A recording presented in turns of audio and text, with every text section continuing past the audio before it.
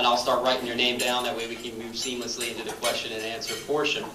All right, for those of you that don't know, they're running for Senate, State Senate, District 18.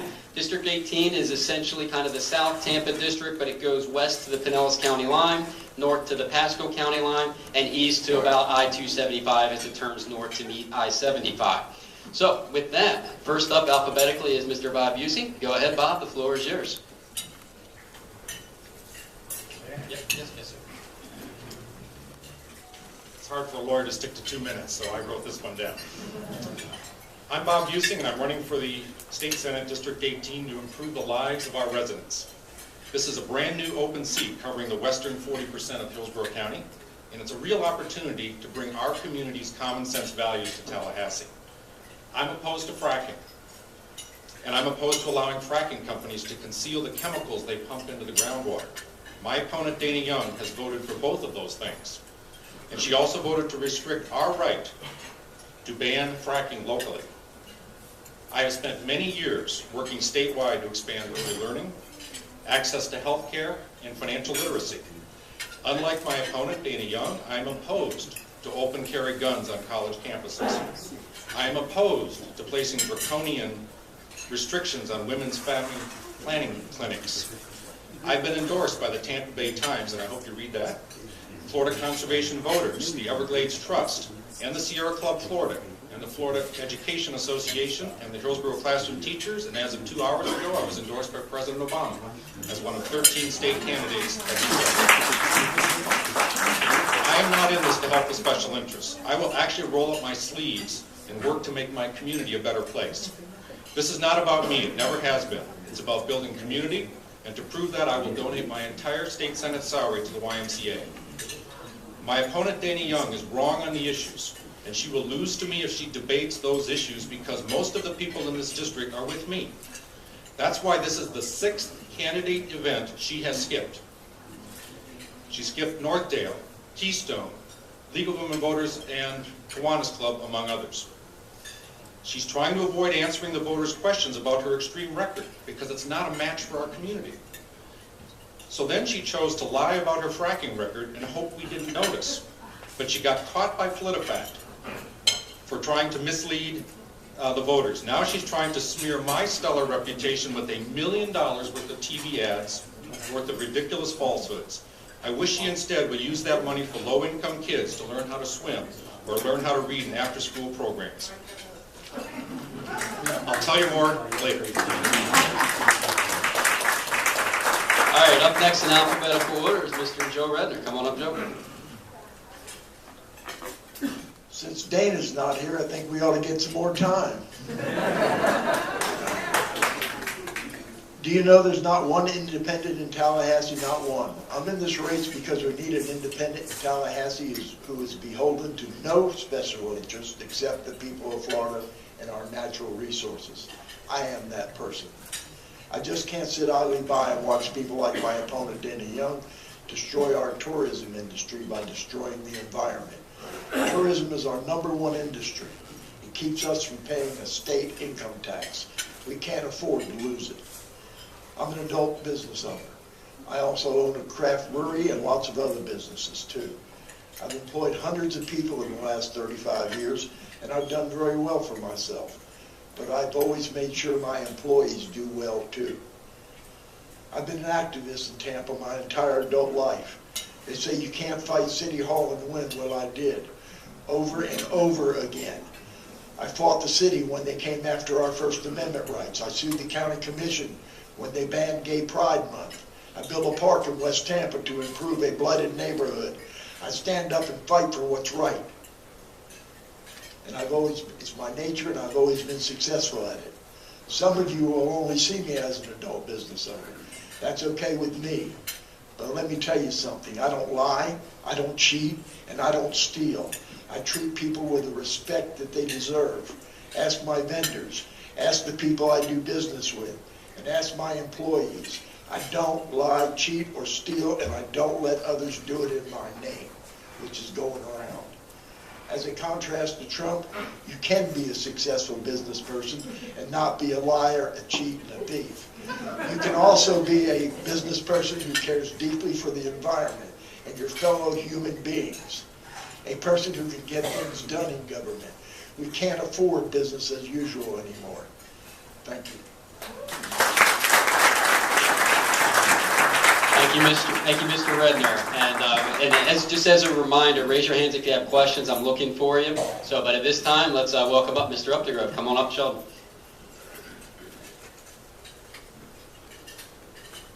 Good afternoon, Tigers. So I'm assuming that when most of you saw my name on the list of guest speakers, you thought it was some sort of a prank. Unfortunately, I haven't been around as long as these two gentlemen here, and I'm not as noted in the community. But the reason for that is I've been serving the United States Air Force in the field of intelligence. So most of my work is pretty much hidden, as is most of my life. And I know it's made it hard for my opponents, Danny Young especially, I know was trying to dig around and find out some information about me. And couldn't come up with too much. That's kind of the way I like it. Kind of works to my benefit to this.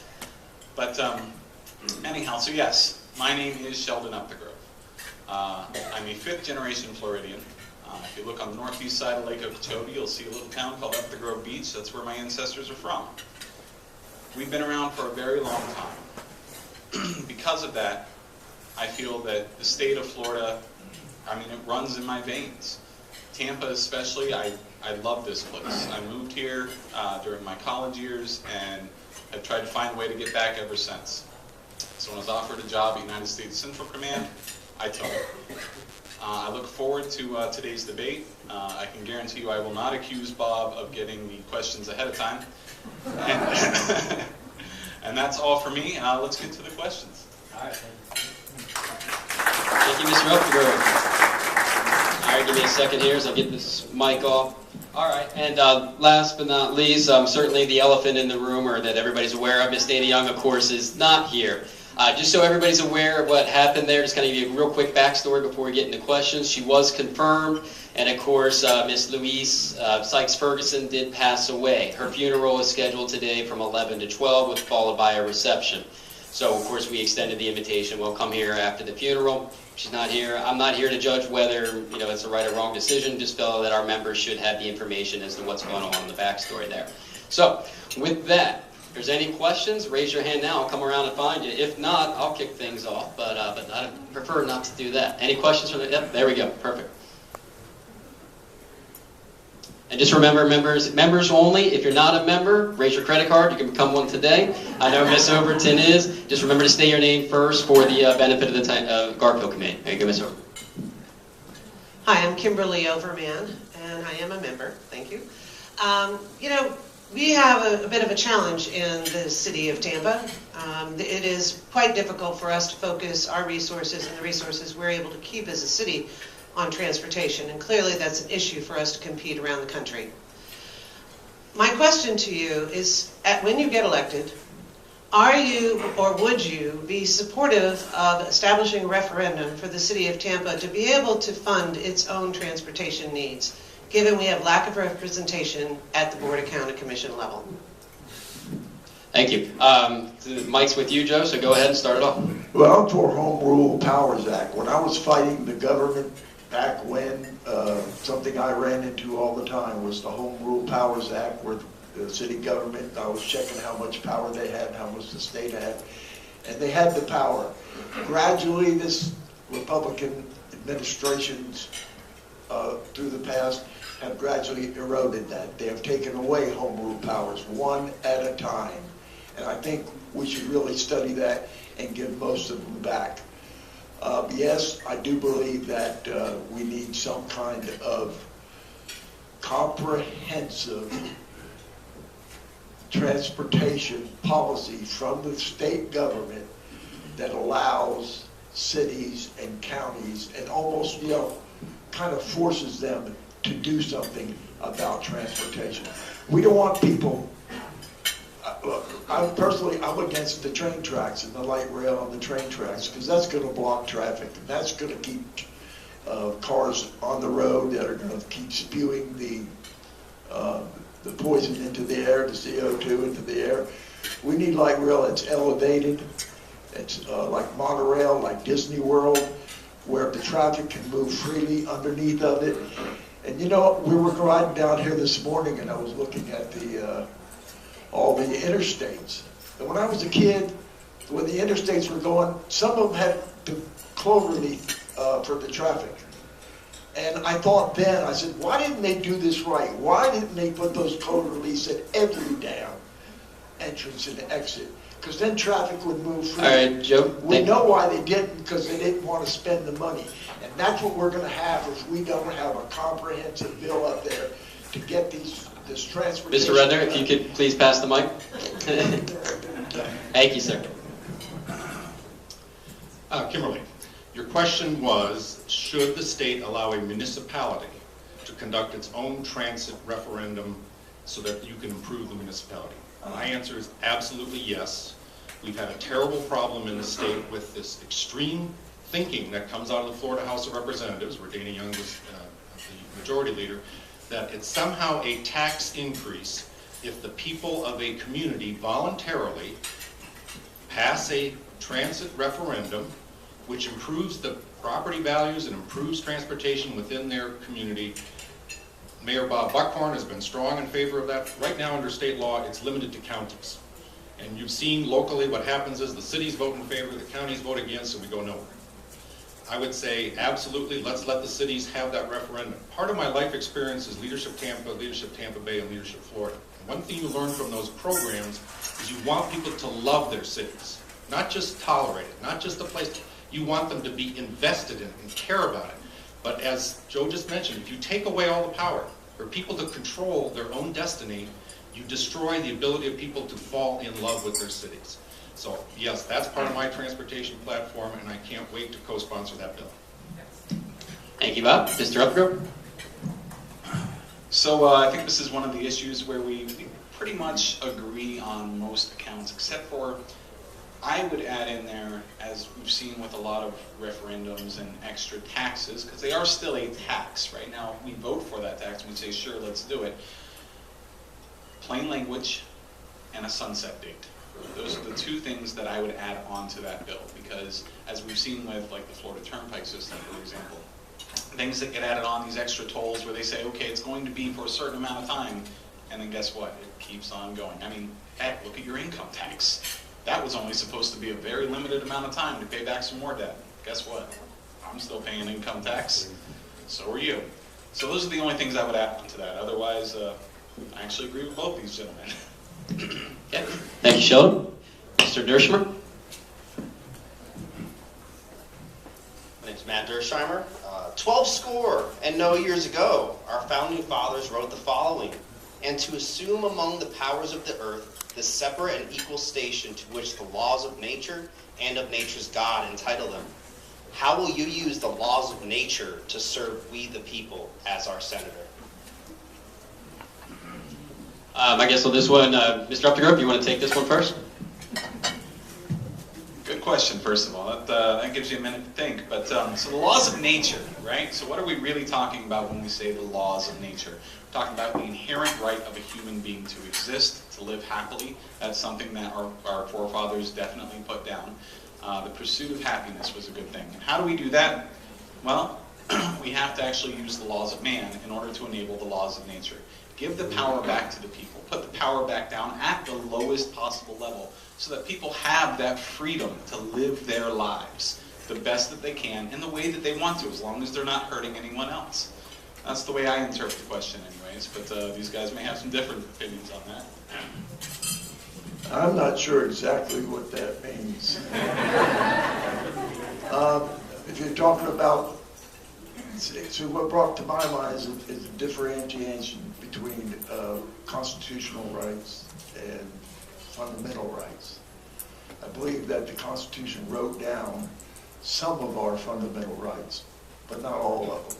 There was two schools of thought back then, and one was that if you write down our rights in the Bill of Rights, they were going to limit it to them. And then the other school of thought was, if you don't write down any, they're going to say we don't have any. So they decided to go ahead and write down the 10 and then add to them. And but I believe that's limited. I think we have a lot more rights than that. And fundamental rights, and everybody has them. You have a right to talk. It's not, I don't care if it's in the Constitution or not. You have that right. You have the right to walk. You have the right to travel. And the Constitution doesn't give it to you. You're a human being. You have it. It's yours. Okay, thank you, Mr. Rowe. Mr. Redner, Mr. Buesing? Matthew, what I got out of your question was very different than what you just heard. It's amazing that in the year 2016, I have to stand up at a candidate forum and say I believe in science. It's absolutely amazing, but that has to be done. When you talk about the natural laws and the nature and our environment and how that all works, I believe in science. And if the science says you keep putting carbon dioxide in the air, you're going to get the world to be hotter, then I'm following the science. And I've gotten lots of questions during this campaign. What's your position on fluoride? What's your position on this? I always say I follow the science. Wherever the science goes, that's where I'm going. And as far as the importance of this issue, to me it's fundamental. It's right up there with public safety. If any public official in this state, it has an obligation at their core to make sure that we are protecting this environment for future generations. That is core to what we're doing up there in Tallahassee. That's one reason I got up out of my easy chair and I'm running for this state Senate seat, because it has to be done. We've got to roll up our sleeves. We as this generation owe it to the next generation and the next generation to do it and do it well. Thank you, Bob. I think that might be the first time I've actually heard a question that all three people interpreted completely differently. So, thank you, Matt. Ms. Corbin. Elizabeth Corwin, what will you do in Tallahassee to decrease the number of gun deaths and gun violence, the amount of gun violence in our state? I have several specific gun positions that I've taken. Number one, uniform background checks, universal background checks. Number two, no to guns on campus until somebody can prove to me that that makes the campus safer. Who's against it? Law enforcement, campus security, campus administration, faculty, most of the students. Number three, I'm against open carry. My opponent, Danny Young, wants open carry, where everybody can carry a gun like that. This happens to be the family-friendly state. Remember that tourism point, that we want our tourism industry to absolutely thrive? Do you think Disney World's going to be pleased if everybody's got open carry in the state of Florida? I'm dead set against that. But those are the positions I've taken so far. Oh, and no fly, no buy. If you're too dangerous to get on an airplane, you're too dangerous to buy a gun. So that's where I'm starting. And let's see if we can't improve things. As you well know, my opponent's got a 100%, Danny Young's got a 100% NRA rating. She hasn't found a single NRA position that she thought was maybe a little extreme. Yeah, I'm kind of wondering if Danny Young, since she has a daughter going to college, is going up to get an AK-47 for her to take with her. Well, it's just, the gun laws are just crazy. I agree with everything he said. Go through it all. I agree with everything he said. We don't want, you ever been to a college on a game day where there's 80, 90,000 drunk kids, and someone said to me, but they aren't allowed to take the guns in the stadium. Yeah, but they leave the stadium. And they're all in all the bars. I've been there many, many times. Used to go to the University of South Florida. That's just insanity. Total insanity. We need background checks. And everything else we can do. As far as the no-fly list, I may not agree with that because there's no due process for the no-fly list. If you don't belong on it, you can't get off of it. And I agree with it if they put due process in it, they give you a means of getting off of it. If you're not a terrorist, then I agree with it. If you're on the no-fly list, then you shouldn't be able to get a gun. All right, so here's where I'm going to start disagreeing. Obviously, I'm a United States Air Force veteran, so guns are part of my daily life, right? M4s and M9s, I've been to Afghanistan, I've fired on the enemy, I've been fired upon. That being said, I believe that the ability to own and carry a gun is guaranteed in our Constitution, and I believe that personal freedom comes with that. Now, open carry, Should people have it?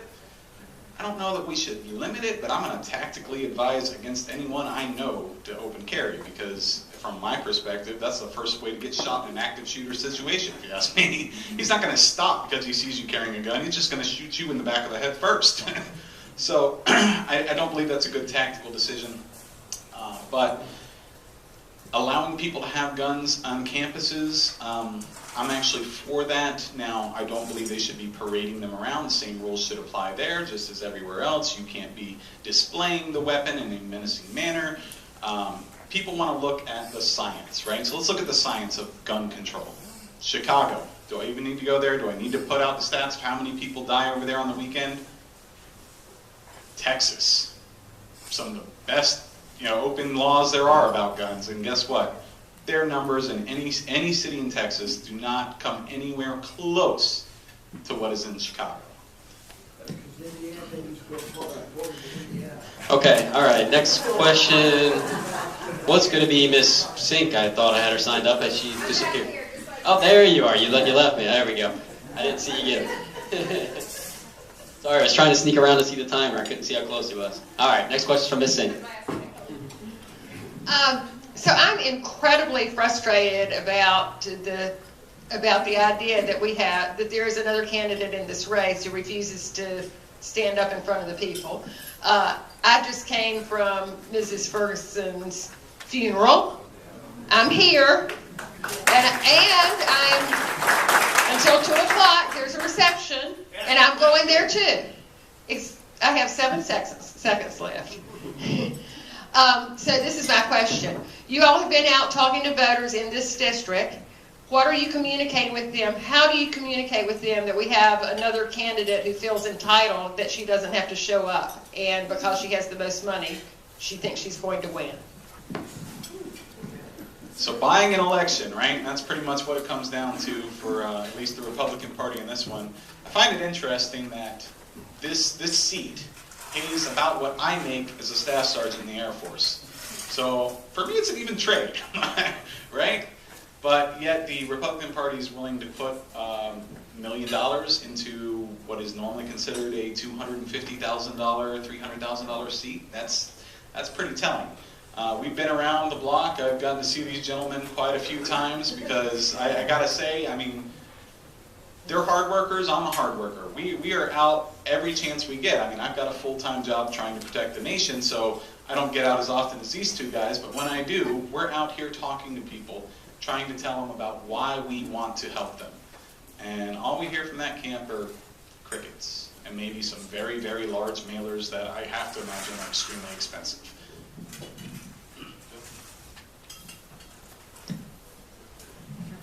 Dana Young's record is extreme. I've given you some examples, and believe me, there's lots more.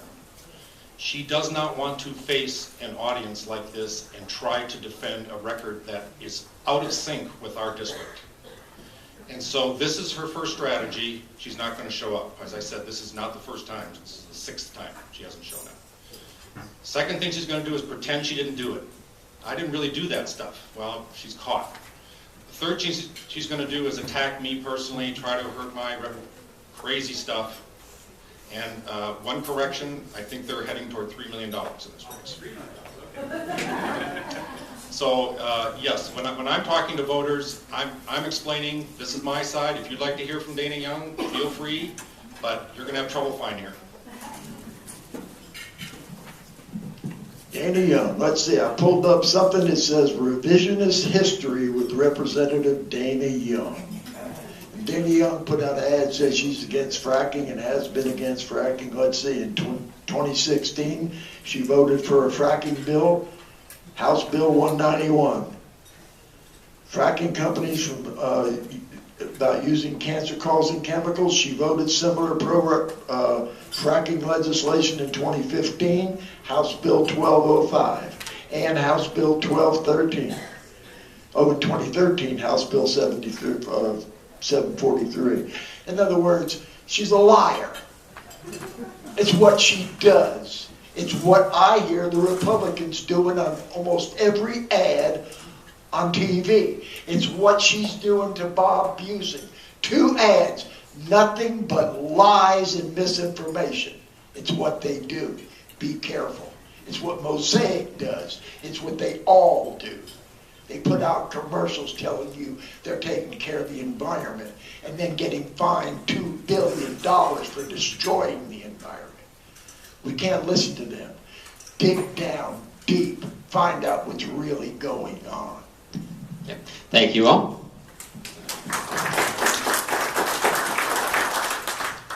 Tom Scherberger. My question for you is about a unique agency in Hillsborough County. It's called the Public Transportation Commission. It's the only county in Florida with one. They, from recent reports, they clearly are in bed with one of the industries they're supposed to be regulating. So my question is, will you commit to voting to eliminate that agency? I am absolutely positively committed to making sure we have ride-sharing services in Hillsborough County. We have a horrible transportation deficit in this county. Many of you may know we've taken in 6 homeless kids, and the 6th homeless kid got his first job. Gets there at the shift ends at 11 o'clock at night, and guess what? There's no buses at 11 o'clock at night. How do you get the kid home? You tell him to ride Uber. That's how you do it, because we have a horrible deficit in transportation, and we need that ride-sharing component. So I'm starting from the end of where I want to get to, and if I have to eliminate PTC to get there, then I'll do it. If PTC is doing something else that's useful, that's actually protecting consumers and not the industry, let's sort that out. But however we're going to do this, we're going to get to ride-sharing services here in Hillsborough County. And by the way, this is like one of the 3 issues that Dana Young and I agree on. Out of the 400. Well, the Republicans say they're against regulations. On every new industry, they want to make crap up to regulate. I don't know why they want to do that. You let the thing operate for a while, you find out what the problems are, and then you legislate the problems. Why make stuff up? I'm an independent, but I believe we got to have less regulation. But let's start now on the new companies that are coming in. Let them present their problem as they operate, and then we deal with it through legislation. So Uber and Lyft, I'm actually a big proponent of. I believe that they're actually perfect capitalist system examples, right? I mean, they saw a need, they started this service, and guess what? They're just, growing like gangbusters. I'm surprised, actually, Bob, usually the Democrats side with the unions, but hey, he's going to take a stand on this one, so I applaud you for that. I say, though, with the PTC, obviously they've got a problem. Should there be some sort of governing body? You know, in this day and age, I'm not so sure there needs to be. Why? Because we have social media. As we've seen already in several landmark, issues that have come out, right, that have gone viral with bad riders, bad drivers, and they get corrected. I'm a big proponent of how social media is actually acting in the place of a union. What used to have to be there, the workers have to have collective bargaining. Well, guess what? We've got it. It's called Twitter. It's called Facebook. We get on there, and if there's a problem, so as soon as you start putting it out there, that company either has to fix the problem or shut down. So I love it, and Uber, they've got me home more times than I care to admit. So. All right, next question is from Mr. Gregory Wilson and our sponsor, Politicus. If you gotta give another plug. Thank you, appreciate it. Gregory Wilson. It's the small print that not too many people read. Increasingly, the advertising we learn about you or your opponents is from committees, it's from 3-packs, it's from